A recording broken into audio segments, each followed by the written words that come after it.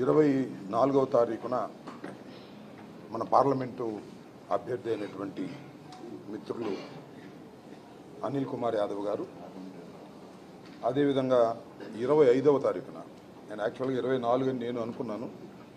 తర్వాత అనిల్ కుమార్ యాదవ్ గారు 24 ఫిక్స్ చేసుకున్న తర్వాత నేను 25కు మార్చుకొని 25వ తారీఖున నేను, 24వ తారీఖున అనిల్ కుమార్ గారు నామినేషన్ వేస్తున్నారు.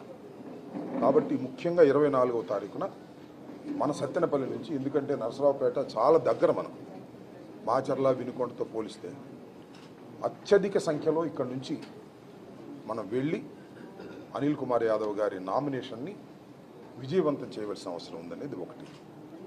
రెండవ అంశం, 25వ తారీఖున నేను వేసే నామినేషన్కి మీ అందరూ కూడా వచ్చి నన్ను ఆశీర్వదించవలసిందిగా నియోజకవర్గ ప్రజల్ని, మిత్రుల్ని, వైఎస్ఆర్ కాంగ్రెస్ పార్టీ శ్రేణుల్ని గ్రామ గ్రామాల నుంచి కూడా తరలి రావాలని మీ ద్వారా వారందరికీ కూడా విజ్ఞప్తి చేస్తున్నాను.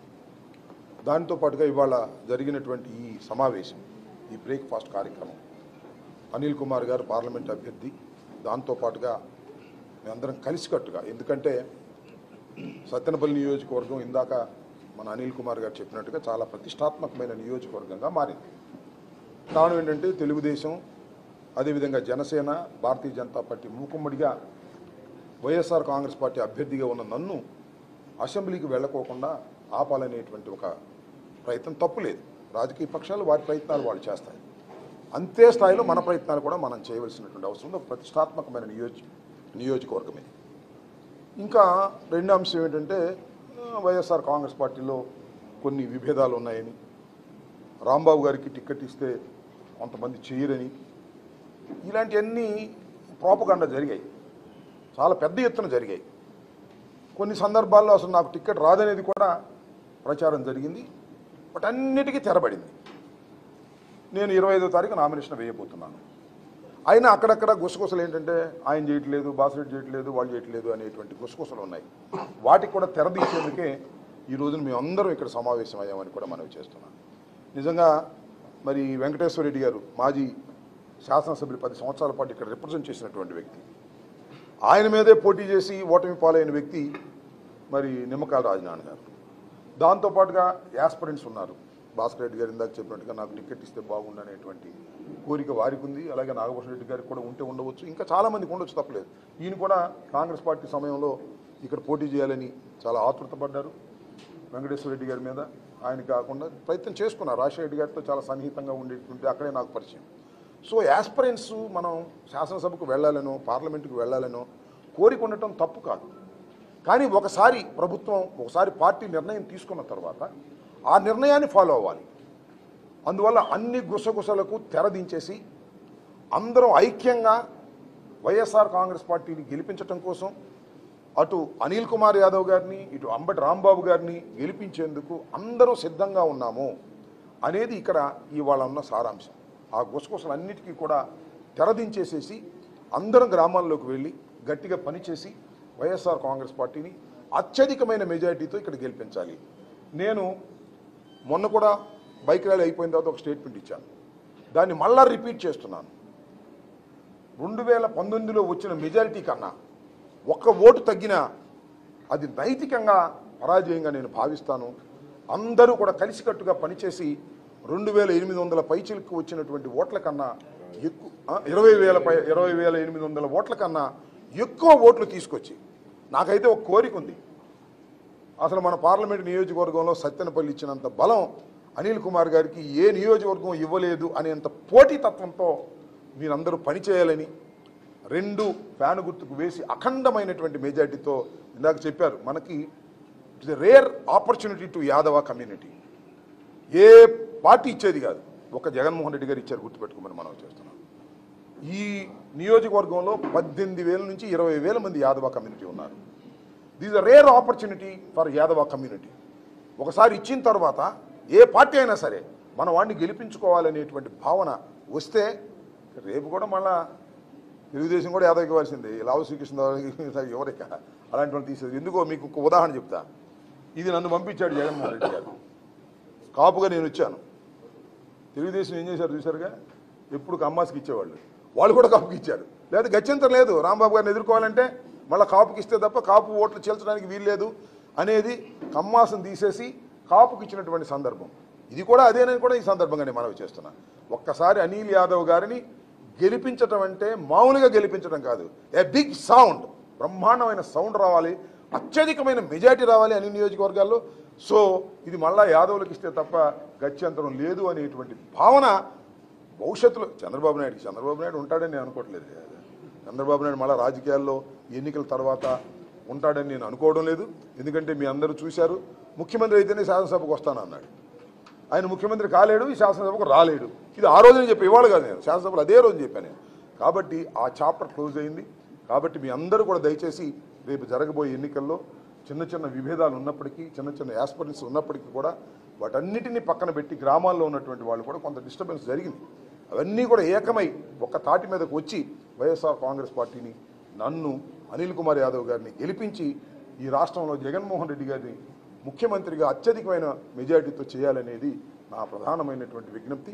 ఆ సందర్భంగానే అందరం కూడా వైఎస్ఆర్ కాంగ్రెస్ పార్టీకి సంబంధించిన అందరం కూడా విభేదాలు ఇవాళతో వదిలేసి ముందుకు వెళ్తున్నామని కూడా ఈ సందర్భంగా నేను చెప్పదలుచుకున్నాను.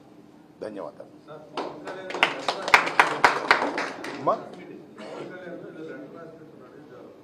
పవన్ కళ్యాణ్ గారు కాదు, పవన్ కళ్యాణ్ గారి తరపు నుంచి ఒక లెటర్ రిలీజ్ అయింది.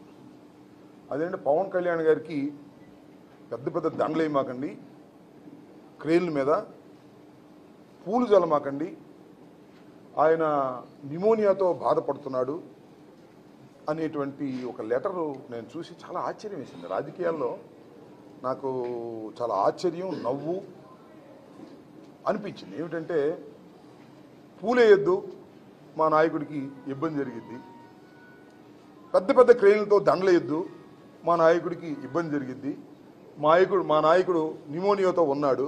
అసలు ఎప్పుడు నిమోనియాతో ఉంటాడు, అతను ఎప్పుడు కూడా అనారోగ్యంతోనే ఉంటాడు. మీరు చూశారుగా, మొన్న జ్వరం వచ్చిందని పిఠాపురం వదిలేసి హైదరాబాద్ వెళ్ళిపోయాడు. ఆయనకి ఎప్పుడు జ్వరం వస్తూనే ఉంటుంది. నేను చాలా సందర్భాల్లో చెప్పా, పవన్ కళ్యాణ్ అనేటువంటి వ్యక్తి సినిమాల్లో పనికొచ్చాడేమో కానీ రాజకీయాల్లో పనికొచ్చేటటువంటి వ్యక్తి కాదు అని. ఒక పట్టుదల ఉండాలి, ఒక విశ్వాసం ఉండాలి. ఆ పట్టుదల విశ్వాసం ఉన్నది ఒక్క జగన్మోహన్ రెడ్డి గారికి ఈ రాష్ట్రంలో తప్ప మరెవరికి లేదని కూడా ఈ సందర్భంగా నేను మనవి చేస్తున్నాను. ఎంత విచిత్రం ఏంటంటే, రాళ్ళు పెట్టి జగన్మోహన్ రెడ్డి గారిని కొడుతుంటే ఆయన పువ్వులాగా భావిస్తున్నాడు, నవ్వుతూ వెళ్తున్నాడు. గాయమైతే కట్టుకొని ఒక్కరోజు రెస్ట్ తీసుకొని మళ్ళా తన ప్రయాణాన్ని కొనసాగించినటువంటి రాజకీయ వీరుడు జగన్మోహన్ రెడ్డి గారు. మనకు అసలు రాళ్ళు సంగతి దేవుడు, పూలేస్తే రాళ్ళు లాగా తగులుతాయి అంట ఆయనకి. చిత్రమైన విషయం, పూలేది వద్దు, అవి రాళ్ళు అవుతాయి అనేటువంటి పరిస్థితుల్లోకి వచ్చారు. నేను మనవి చేస్తున్నా, జగన్మోహన్ రెడ్డి గారికి రాళ్లు వేసిన పువ్వులుగా భావించే గుండె ధైర్యం కలిగినటువంటి వ్యక్తి జగన్మోహన్ రెడ్డి గారు. పువ్వులు వేసిన రాళ్లుగా భావించే వ్యక్తి పవన్ కళ్యాణ్ గారు. వీళ్ళిద్దరిలో ఎవరు రాజకీయాలకు పనికొస్తారో ఒక్కసారి ఆలోచించుకోండి. రాజకీయాలకు పనికిరాని వ్యక్తులు ఇవాళ చంద్రబాబు నాయుడిని ముఖ్యమంత్రి చేయాలనేటువంటి దుర్బుద్ధితో మరి రాజకీయాల్లోకి వచ్చి పార్టీని తాకట్టు పెట్టి, కులాన్ని తాకట్టు పెట్టి మోసం చేస్తున్నటువంటి పవన్ కళ్యాణ్ గారి మాటలు నమ్మవద్దని మాత్రం ఈ సందర్భంగా నేను చెప్పదలుచుకున్నాను. నేను చాలాసార్లు చెప్పా, రాష్ట్రం అంతా తిరుగుతూ చెప్పా, పవన్ కళ్యాణ్ నమ్ముకొని రాజకీయాలు చేస్తే కుక్కతోక పట్టుకొని గోదావరి ఇదినట్టేనయ్యా అని నేను చాలాసార్లు చెప్పా. ఇప్పుడు గోదావరి జిల్లా వాళ్ళు ఫోన్ చేసి చెబుతున్నారు, నువ్వు చెప్పింది నిజమేనన్నా, మా వాళ్ళే, మేము నమ్మలేదు, మేము నమ్మాము, మేము పవన్ కళ్యాణ్ నమ్మాము, ముఖ్యమంత్రి అవుతాడు అనుకున్నాము, 24 తీసుకున్నప్పుడే మేము చాలా బాధపడ్డాము, ఆ 24 సంగతి దేవుడు మళ్ళీ 21 చేశాడు, ఆ 21కి బాధపడ్డాము, ఆ రోజు పోనీ 21 జనసేన వాళ్ళకి ఇచ్చారంటే అవి కూడా కాదు, తెలుగుదేశం వాళ్ళు చేర్చుకుని వాళ్ళకి టికెట్లు ఇచ్చాడు. ఏమిటి కర్మ, ఏమిటి పార్టీ కర్మ అనేటువంటి మాట ఇవాళ పవన్ కళ్యాణ్ గారిని ప్రేమించినటువంటి కాపు సోదరులే అనుకుంటున్నటువంటి ఒక పరిస్థితి వాళ్ళు ఏర్పడిందంటే ఎంత దగాపడ్డారో కాపు సోదరులు ఒకసారి ఆలోచించుకోమని మనవి చేస్తున్నా. అయ్యా, మీరు జన సైనికులా లేక చంద్ర సైనికులా తేల్చుకోండి అయ్యా. మళ్ళా చంద్రబాబును ముఖ్యమంత్రి కావడం కోసం ఆయన పల్లకి మీరు ఎందుకు మోయాలో జన సైనికులు ఆలోచించుకోవాలని మనవి చేస్తున్నా. ఇక్కడున్న జన సైనికులేమో సర్దుకుంటున్నట్టు రాజీనామా చేశారు. ఒక ఆయన చాలా కష్టపడ్డాడు, పేరు ఎందుకు లేని చాలా కష్టపడ్డాడు, చాలా డబ్బులు ఖర్చు పెట్టాడు, పవన్ కళ్యాణ్ కోసం యాగాలు చేశాడు, అన్నీ చేశాడు.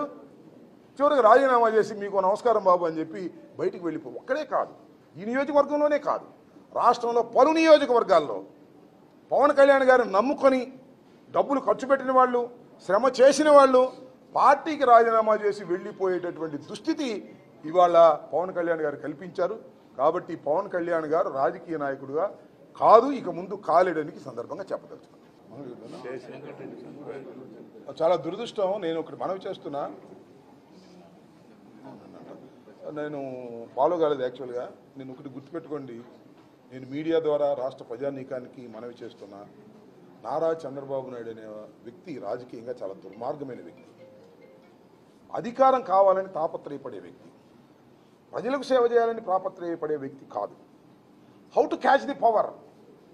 ఆయన రాజకీయాల్లో ప్రవేశించిన దగ్గర నుంచి ఏ విధంగా రాజకీయాల్లో ముఖ్యమంత్రి కావాలని తాపత్రయపడిన వ్యక్తి. మీకు గుర్తుంది, ఇందిరాగాంధీ ప్రధానమంత్రిగా ఉన్నప్పుడు, పార్టీ అధ్యక్షుడిగా ఉన్నప్పుడు కాంగ్రెస్ పార్టీలో పనిచేశాడు. ఆయన మంత్రి అయ్యాడు రాజశేఖర రెడ్డి గారితో పాటు.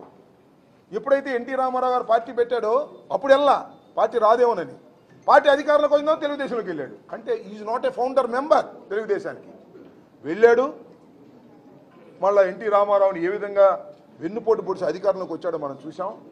రాజకీయంగా అధికారం లేకపోతే హింసను ప్రోత్సహించే వ్యక్తి నారా చంద్రబాబు నాయుడు గారు. అధికారం లేదు, రాదు అని తెలిసిన తర్వాత ఎంతకైనా బరి తెగిస్తాడు నారా చంద్రబాబు నాయుడు గారు. గుద్దులతో గుద్ది వెంకటరెడ్డి అనే వ్యక్తిని చంపేశారు. రేపు ఇంకా చాలా ఘోరాలు జరిగేటువంటి ప్రమాదం ఉంది. ఎందుకంటే నేను అధికారంలోకి రాలేను కాబట్టి ఏదో ఒక విధంగా అశాంతిని సృష్టించాలని, హింసను ప్రేరేపించాలని ప్రయత్నం చేసేటటువంటి వ్యక్తి నారా చంద్రబాబు నాయుడు గారు. కాబట్టి ప్రజలు దీన్ని గుర్తించాలి మనవి చేస్తున్నాను. వైఎస్ఆర్ కాంగ్రెస్ పార్టీ శ్రేణులందరూ కూడా అప్రమత్తతగా ఉండాలి. వారు దౌర్జన్యానికి దిగి మనని ఇబ్బంది పెట్టాలనే ప్రయత్నం చేస్తున్నారనేది చాలా స్పష్టంగా అర్థమవుతుంది. చంద్రబాబు నాయుడు గారు కూడా రెచ్చగొడతాడు. కాబట్టి వైఎస్ఆర్ కాంగ్రెస్ పార్టీ శ్రేణులు కానీ, అదేవిధంగా ప్రజాస్వామ్యవాదులు కానీ దీన్ని అప్రమత్తతో ఎదుర్కోవాలని, ఎదుర్కొంటామని, వైఎస్ఆర్ కాంగ్రెస్ పార్టీని అధికారంలోకి తీసుకొస్తామని కూడా ఈ సందర్భంగా నేను చెప్పదలుచుకున్నాను.